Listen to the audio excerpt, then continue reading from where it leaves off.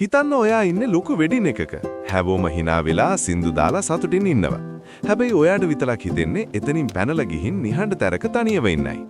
එහෙම වෙලාවට ඔයාට හිතනව නේද? එයි මම විතරක් මෙහෙම. මම නීරස කෙනෙක්ද?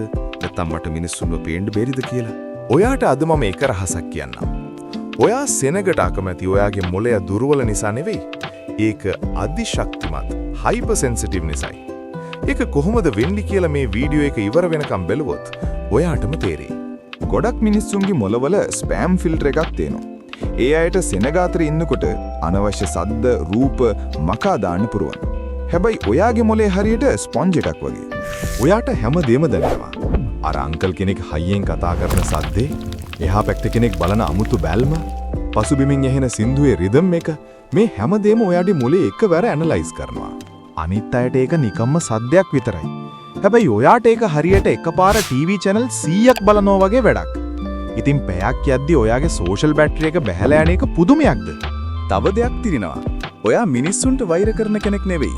ඔයා වෛර කරන්නේ මිනිස්සුන්ගේ මවාපෑම් වලටයි.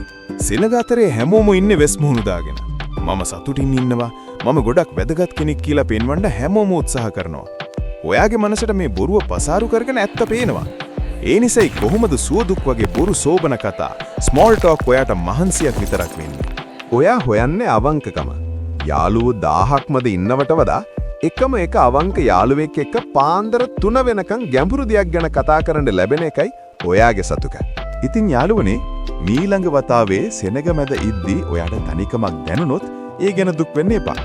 ඒකින් අදහස් වෙන්නේ ඔයාගේ හිත ගොඩක් සංවේදී, ගැඹුරු සහ අවංකයි කියන එකයි.